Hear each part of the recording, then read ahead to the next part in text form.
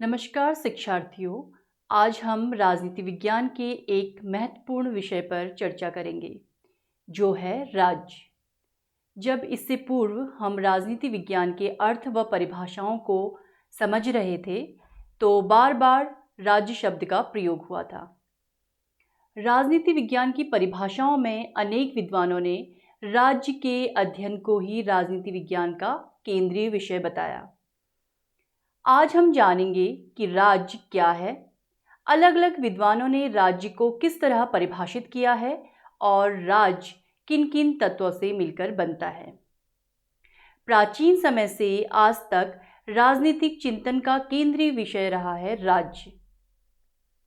प्राचीन यूनानी विचारक अरस्तु ने व्यक्ति की कल्पना राज्य के अंदर ही की है।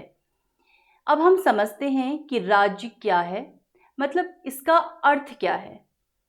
यदि हम सामान्य बोलचाल की भाषा में राज्य शब्द का प्रयोग करते हैं तो इसके अंतर्गत विश्व के देशों जैसे भारत, चीन, अमेरिका आदि को लेते हैं।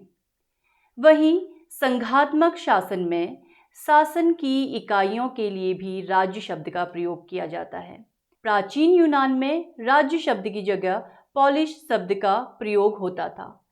पोलिस का अर्थ होता था सिटी स्टेट, यानी छोटे छोटे नगर राज्य।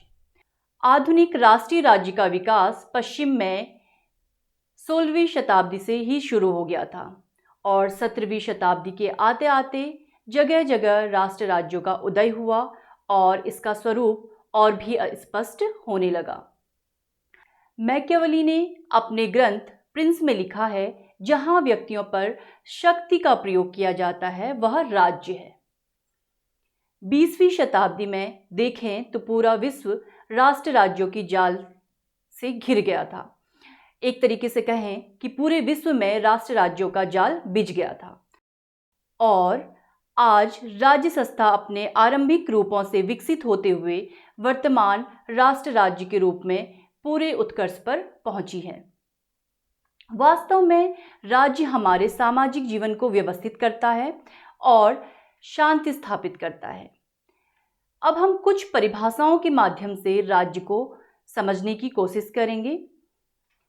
परंपरागत राजनीतिक सिद्धांत के अंतर्गत राज्य की संकल्पना को प्रमुख स्थान दिया गया है।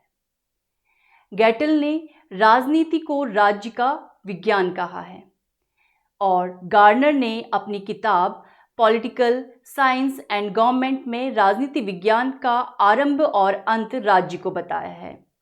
आधुनिक राजनीतिक सिद्धांत के अंतर्गत राज्य को बहुत महत्व दिया गया, परंतु इसमें कई उतार चढ़ाव आए।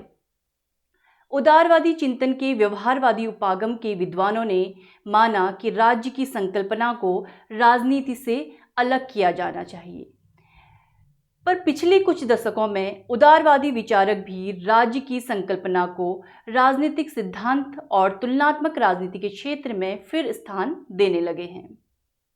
प्राचीन यूनानी राजनीतिक दार्शनिक राज्य शब्द का प्रयोग पूरे समाज के संगठन के लिए करते थे।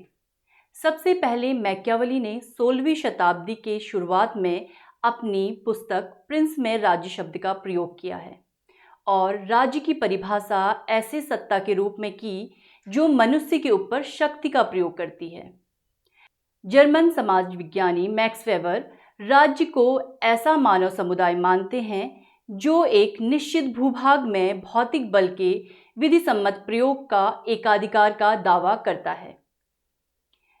मैकाइवर ने सोसाइटी एंड इंट्रोडक्शन एनालिसिस में लिखा है कि राज्य बाकी एसोसिएशन से इस आधार पर अलग है क्योंकि इसमें बल प्रयोग की अंतिम शक्ति निहित होती है। लास्की तर्क देते हैं कि बाकी संगठन स्वैच्छिक होते हैं। वे व्यक्ति को तभी तक बात पाते हैं जब व्यक्ति अपनी पसंद से उसका सदस्य बनता है, परंतु किसी राज्य में रहने वाले व्यक्ति के लिए उसके आदेशों का पालन करना कानूनी रूप से जरूरी हो जाता है। अन्य सभी समूहों की तुलना में राज्य की सर्वोच्चता ही उसकी प्रमुख विशेषता है। फ्रेडरिक एम वॉटकिंस ने राज्य की परिभाषा मानव समाज के उस हिस्से के रूप में की है जो भौगोलिक सीमाओं से घिरा होता है और किसी भी प्रभु सत्ताधारी के प्रति समान रूप से आज्ञा पालन के कारण एकता के सूत्र में बंधा रहता है। वॉटकिंस ने प्रभु सत्ता पर विशेष बल दिया है। यह सर्वोच्च विधायी सत्ता का लक्षण है जिसके निर्णय अंतिम होते हैं। अन्य सब मानव संगठनों की तुलना में राज्य की प्रमुख पहचान यह है कि इसके आदेश सर्वोच्च होते हैं। अरस्तु के अनुसार राज्य परिवारों और गांवों का एक संघ है जिसके अंत में एक आदर्श और आत्मनिर्भर जीवन जीना होता है, जिसका अर्थ है एक खुशहाल और सम्मानजनक जीवन। राजनीति विज्ञान के अंतर्गत राज्य की एक विस्तृत परिभाषा फिल्मोर ने दी है। यह परिभाषा बहुत व्यापक परिभाषा है। फिल्मोर ने की जो परिभाषा है उसमें उन्होंने लिखा है, the state is a people permanently occupying fixed territory bound together by common law, habits and customs into one body politics, exercising through the medium of organized government, independent sovereignty and control over all person and things within its boundaries, capable into all international relation within the community of the globe। यह एक विस्तृत परिभाषा है जो पूरी तरीके से राज्य का वर्णन करती है कि राज्य में एक टेरिटरी होगी, उसमें एक ऑर्गेनाइज गवर्नमेंट होगी, लोग कॉमन लॉज के थ्रू बंधे होंगे और राज्य एक इंडिपेंडेंट सॉवरेनिटी होगी, एक स्वतंत्र संप्रभुता होगी और वो अपनी बाउंड्री के अंतर्गत जितनी भी चीज़ें आती हैं उसको कंट्रोल कर सकता है, नियंत्रित कर सकता है और वो अपने इंटरनेशनल रिलेशन बनाने के लिए भी सक्षम होगा। तो इस तरीके से राज्य की विभिन्न परिभाषाएं दी गई हैं। और अब हम आते हैं कि राज्य किन मूल तत्वों से मिलकर के बनता है। राज्य के 4 मूल तत्व हैं: जनसंख्या, भूभाग, संप्रभुता और सरकार। जनसंख्या के बिना किसी भी राज्य की कल्पना नहीं की जा सकती है। प्राचीन समय में छोटे छोटे नगर राज्य होते थे, ट्राइबल स्टेट्स होते थे जिनकी जनसंख्या बहुत कम होती थी। जैसे कि हम देखते हैं कि जो ग्रीक फिलोसोफर हैं उन्होंने बहुत कम जो जनसंख्या है उन राज्यों की कल्पना की है।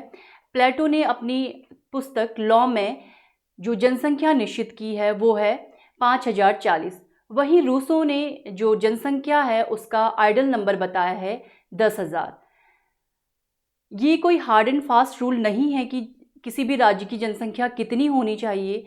अभी भी हम वर्तमान में भी देखते हैं कई राज्यों की जनसंख्या बहुत कम है और वहीं बहुत अधिक जनसंख्या वाले जो राज्य हैं वो भी हमें देखने को मिलते हैं।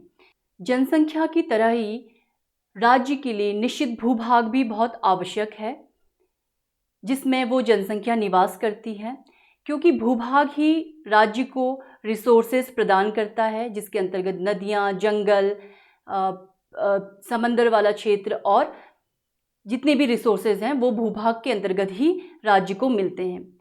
इसके अलावा सरकार और प्रभुसत्ता बहुत महत्वपूर्ण है राज्य के निर्माण के लिए। इन 2 विषयों पर, सरकार और प्रभुसत्ता, क्योंकि ये एक विस्तृत विषय है, इस पे हम अलग से एक व्याख्यान देंगे। आज का जो व्याख्यान है उसे हम यहीं पे समाप्त करते हैं। आशा है कि इस व्याख्यान से आप लाभान्वित होंगे। धन्यवाद।